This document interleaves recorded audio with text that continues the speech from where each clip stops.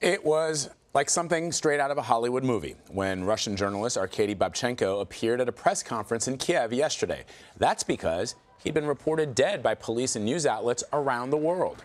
Ukrainian security services say they staged the apparent assassination of Babchenko to protect him from an imminent Russian attack. Here's Elizabeth Palmer. Joy among his colleagues when they learned he was, in fact, alive and well, and giving a press conference with Ukrainian security officials to say that his death was 100% fake news. The explanation by Ukraine's security chief bordered on farce.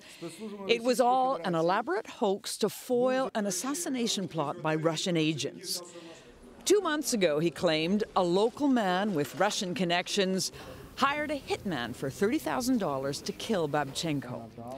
But the hitman didn't do it. Instead, he cooperated with Ukrainian police to stage Babchenko's murder and then went to collect his money. A handoff the Ukrainians say they videotaped covertly. Shortly afterwards, the cameras still rolling, police moved in and arrested the man who'd ordered the hit, who oddly looks as if he was expecting it. Arkady Babchenko was an outspoken critic of Vladimir Putin and the Kremlin. In fact, he fled Moscow for Ukraine last year, saying he feared for his life, and got a job as a TV anchor in Kiev. The Ukrainians say Russian security services wanted him dead and were willing to pay for it. But is it true? Who knows? CBS News foreign correspondent Elizabeth Palmer has been covering this story from London, and she joins me now. So, Liz, explain how this story is an example for some of the dangers of journalism in Russia. Well, Arkady Babchenko was in Ukraine because he'd fled Moscow. He had been a pretty ferocious critic of Vladimir Putin, of the Kremlin, of the Russian military. And things got so bad about 6 months ago. He was getting death threats online. Trolls had published his home address.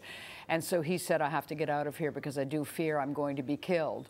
There is a history of activists and anti-Kremlin critics, certainly journalists, dying either in mysterious circumstances or perhaps demonstrably at the hands of agents of the Russian state. So when he said he was afraid for his life, he had cause to fear. So how does this impact the relations or the relationship between Russia and Ukraine? They're pretty toxic to start with, very toxic.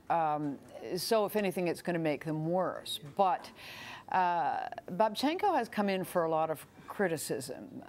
People say he has undermined serious journalism everywhere by colluding with the Ukrainian authorities in making fake news. And in Russia, where the Kremlin bats away every accusation against it, every criticism it doesn't like by saying, oh, that's fake news, has now been handed proof that there is fake news. So it's sort of added to the Kremlin defense, if you like. And Russian opposition journalists, dissident journalists are furious because they say it's strengthened the Kremlin's hand in its campaign to muddy the truth, particularly when it comes to stories that threaten its own power. Right. I mean, Reporters Without Borders says this was a pathetic stunt by the Ukrainian security services, and there are many others who believe that they may have crossed the line by misreporting this man's death because, as you point out, whenever a journalist is killed in Russia, which happens with some frequency, the Russian authorities can say, well, how do we know that this wasn't staged?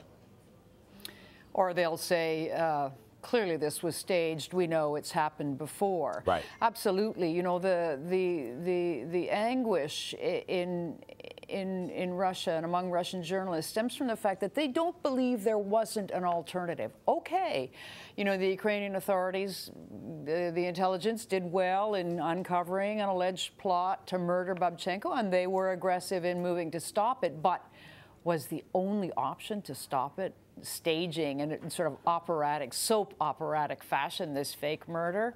A lot of people don't buy it. Elizabeth Palmer reporting for us in London. Liz, thank you so much. Pleasure.